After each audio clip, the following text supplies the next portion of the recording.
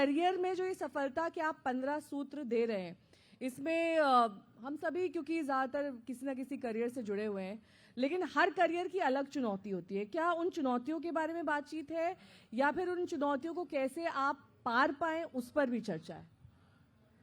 दुनिया में सभी तरह के लोग हैं, अमीर गरीब काले गोरे जैसे भी हम देखें, लेकिन भूख सबको लगती है। और यही चीज़ जो है ना, ये करियर के केस में भी है। आप इंजीनियर हैं, आप आईएएस हैं, आप मीडिया के अंदर हैं या आप कॉर्पोरेट प्रोफेशनल हैं, हम सबके साथ कुछ न कुछ ऐसी स्किल सेट होती हैं जो कि हमें उस एरिया में काम करने के लिए बहुत ज़रूरी है। आपके केस में अगर हम बात करें तो बीइंग प्रेजेंटेबल, कितना बढ़िया आप कम्युनिकेट कर सकते हैं, ये बड़ा मैटर करता है। कितनी आपके पास इंफॉर्मेशन है। सर के केस में वो मैनेजमेंट जो है वो बहुत मैटर करता है। मैं मार्केटिंग साइड में था, मुझे क्रिएटिव साइड में बहुत मैटर करेगा। रत्नेश्वर सर जो है ये एक बुक फेयर रन करते हैं, तो आप जिसका भी एग्जांपल लेंगे, हम सबके पास कुछ ऐसी स्किल सेट हैं जिसकी जरूरत किसी भी काम में हो सकती है।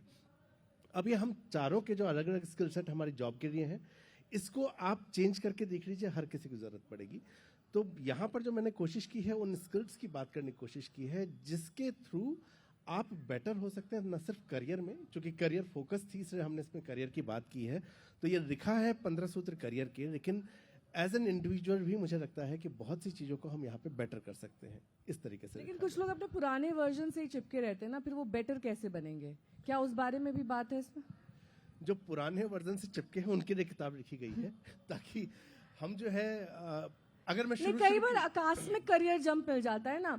आप किसी लो लेवल वर्क जॉब से रिलेटेड हैं या फिर दफ्तर से या ऐसे किसी ब्रांड से जिसको कोई नहीं जानता, अचानक से आपको एस्केलेशन मिल जाए, किसी ऐसी जगह पहुंच जाएं जो कॉर्पोरेट के लिहाज से शीर्षतम है या श्रेष्ठ है, उस केस में आप अपने आप को कैसे रिवाइज करें?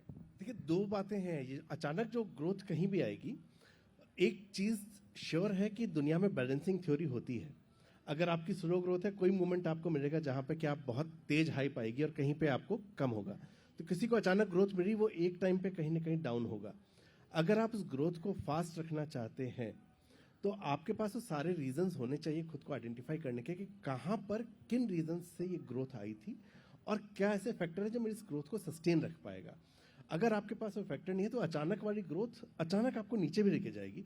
तो जितने लोगों को आपने देखा होगा बहुत अचानक ऊपर गए थे, वो बहुत तेजी से उतना ही नीचे भी आए हैं, बशर्ते कि उन्होंने खुद को वर्कआउट नहीं किया अपने ऊपर कि ये स्किल सेट थे, इस स्किल को यहाँ तक रखना है और इसके बाद इसको कई बार सर लोग सेल्फ असेसमेंट भी नहीं कर पाते हैं। जैसे यूपीएससी को मैं ले लूँ, अपने आप को एनालाइज करिए ना। अगर 10वीं 12वीं में नंबर नहीं आए हैं आपके, तो मतलब आपका कैलिबर, आपका इंटेलिजेंस कोशेंट, सेल्फ एनालिसिस बहुत जरूरी है। ये नहीं कि कोई भी उठ के ये एग्जाम दे देगा और क्वालिफाई कर लेगा, भले ही उसके अटेम्प्ट्स भी बढ़ा दिए जाएं, क्योंकि लिमिटेड अटेम्प्ट्स होते हैं और आपको लिमिटेड अटेम्प्ट्स में क्लियर करना होता है। ऐसे में मुझे लगता है कि पेरेंट्स का भी एक काफी हद तक रोल रहता है। क्या उस पर भी इसमें चर्चा है? पेरेंटिंग इसका पार्ट नहीं है। नवीन जी, क्योंकि आप एक तरीके से मोटिवेट करते हैं लोगों को और आपकी किताब भी इसी बारे में है। कई बार हम अपने करियर में, सेहत में, रिश्तों में अपना पुराना वर्जन ही दोहराते रहते हैं, उसी लूप में रह जाते हैं। इस लूप को कैसे तोड़ा जाए? ये थोड़ा हार्ड है क्योंकि हम अपने आप को इंट्रोस्पेक्ट नहीं करते। आपने पहले एक बात कही थी कि हम पुराने वर्जन से चिपके रहना चाहते हैं, लेकिन अगर तरक्की की इच्छा है तो आपको वो तो तोड़ना पड़ेगा, खुद को आइडेंटिफाई करना पड़ेगा। मैं एक छोटा सा इंसिडेंट आपको बताता हूँ। फर्स्ट जॉब जो मेरी थी वो मीडिया हाउस में थी, ब्रांड एग्जीक्यूटिव के तौर पे थी। तो हम लोगों का काम जो है, चूंकि हम एग्जीक्यूटिव हैं तो सबको अलग अलग काम दिए थे। मेरे पास इवेंट्स का काम था, मेरा एक दोस्त था जिसको कि क्रिएटिव कम्युनिकेशन बनाना है, तो सबके अपने अपने काम थे। हम 4 में से जब नेक्स्ट ईयर असिस्टेंट मैनेजर के लिए प्रमोशन होना था तो उसका हुआ जो सबसे ज्यादा कामचोर था। स्मार्ट था, लेकिन अब हमें लगा कि यार तो बड़ी दिल पे चोट हो जाती है ना जब चोट लगती है। हमसे ज्यादा अच्छा कोई परफॉर्म करने लगे तो उससे हम बधाई नहीं देते हैं। बधाई तो ऐसी दे दी चलिए हंस के, लेकिन उसके बाद अंदर ही अंदर कुड़ जाता है आदमी। लेकिन मैं एक चीज और बताऊं, मैं इसको कामचोर कह रहा हूं, लेकिन हम जो 3 थे, हम तीनों ने ये भी डिसाइड किया कि ये बॉस का चमचा है, ये ना उनके घर जाके उनके काम करता है, ये सब हमने डिसाइड किया। लेकिन जो फैक्ट था, बहुत बड़ा फैक्ट एक ये था कि नेक्स्ट पोजीशन के लिए एक बहुत महत्वपूर्ण फैक्टर था प्रेजेंटेशन स्किल, क्योंकि अब हम बाहर प्रेजेंटेशन दे रहे हैं क्लाइंट्स को भी, अब हम मैनेजमेंट के सामने भी प्रेजेंटेशन दे रहे हैं। और हम तीनों जो है, हम तो अपनी नौकरी करते थे, नौकरी हमने बहुत अच्छे से की, अपना सारे काम किए, और उसके बाद घर जाना है भाई, मस्ती करनी है, सैटरडे को अट्टा में बैठना है, दारू पीनी है, यही काम होता है। लेकिन वो प्रेजेंटेशन स्किल इंप्रूव करने का काम नहीं किया, जो कि नेक्स्ट जॉब के लिए जरूरी था। वो लड़का उसमें हम सबसे अच्छा था, और कई साल लगे नेहा जी इस बात को समझने में कि नहीं, वो कमी जो है ना अपने अंदर थी, जिसको कि मैं जब तक नहीं समझा। और मैं इनिशियली करियर के 3-4 साल ना मैंने ऐसे ही लोगों को गालियां दी कि यार ये गड़बड़ है, ये गड़बड़ है। मैं गलत नहीं था कभी भी। वो बहुत हार्ड होता है ये आइडेंटिफाई करना कि जो नहीं हुआ उसके पीछे क्या फैक्टर है। हाँ, हो सकता है कोई बॉस का चमचा भी प्रमोट होगा, ये भी पॉसिबल है, लेकिन बहुत सारे चांसेस हैं जहां पे कि मेरी अपनी कमी को मैंने आइडेंटिफाई नहीं किया था। वो हार्ड इंट्रोस्पेक्शन कॉर्पोरेट चाहिए। सेक्टर में कई बार बोलते हैं if you dress well half the battle is one. Matter बहुत मैटर करता है, हाँ? बहुत ज्यादा मैटर करता ये है। सच है। ये बहुत मैटर करता है। वही नहीं, मुझे लगता है कहीं भी करता है। आपके घर पे 2 तरह के लोग आएंगे। अब आप लोगों ने तो नहीं देखा होगा, हमारे टाइम में क्या होता था, वो आंटी आती थी जो कि घंटी बजाती थी और कहती थी वो निरमा सूप खरीद लो या ऐसा कोई भी वॉशिंग पाउडर। उनकी जो ड्रेस है, अगर आपके घर पे एक आदमी गंदे से कपड़े में आए और बेल बजाए कि भैया जरा सुनना, तो आप भी कहेंगे अंदर से यहाँ क्या है। और वहीं पे हम लोग इस तरह से जैसे ड्रेसअप आए हैं और हम भी वही बेचने आएंगे, हम घंटी बजाएंगे, कहेंगे कि सर एक्सक्यूज मी, आप गेट खोल के बाहर आएंगे, यस टेल मी। तो ये इम्पैक्ट तो हर जगह है, और कॉर्पोरेट के अंदर भी ये बहुत बड़ा मैटर करता है। आपका फर्स्ट इंप्रेशन बहुत मैटर करेगा कि किस तरीके से आपको परसीव किया जा रहा है, और उसके बाद नेक्स्ट पार्ट कम्युनिकेशन है। तो ऐसा नहीं है कि सिर्फ कपड़े अच्छे पहने हैं। और हम लोग हॉस्टल में नेहा जी वो करते थे कि कुछ लोग थे हमारे जिनको हम विक्रम वेताल कहते थे, इतने सुंदर ड्रेस्ड यामाहा RX 100 उनके पास, और वो आते थे एकदम स्टाइल में, गॉगल्स लगाए हुए, देख के जलन होती थी। और जैसे ही मुंह खुलता था, क्या कर रहा भाई, तो कहानी वहीं खत्म हो जाती थी। तो हमें लगा कि अभी तक विक्रम था, अब ये वेताल हो गया है, अभी उड़ गया है।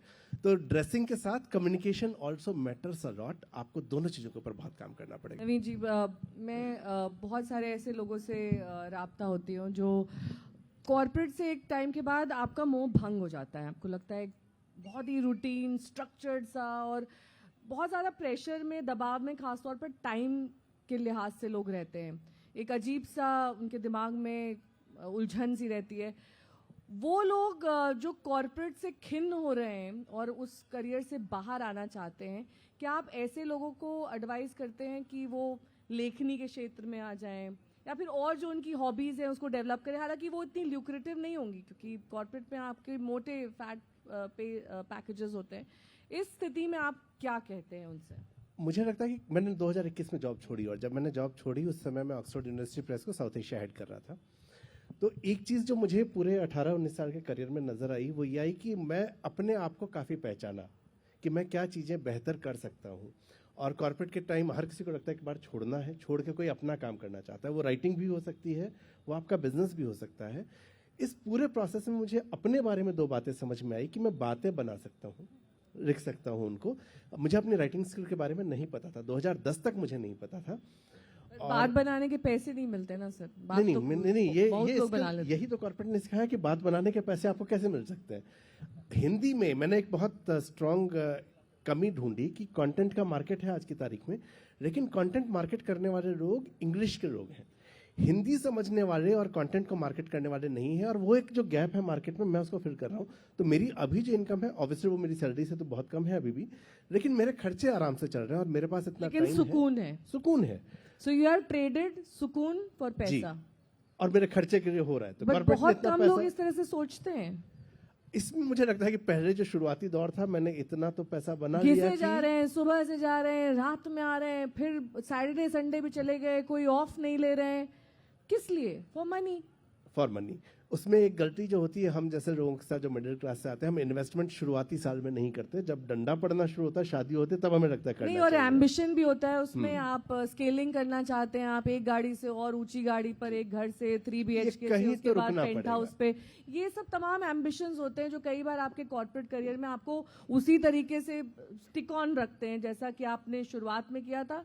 अब बुढ़ापे तक, रिटायरमेंट तक वैसे ही करते रहेंगे, भले ही आप सारे सर के बाल खो दें और सारी सेहत आपकी चली वहां जाए। पर रत्नेश्वर जी की बुक पढ़नी चाहिए। जब ये स्टेज आ जाए ना, तो इनकी बुक पढ़ के आप मैं को ढूंढिए और थोड़ा सा शांति रखिए, क्योंकि अंबानी को भी लगता है कि जेफ बेजोस से तो कम ही पैसे हैं मेरे पास।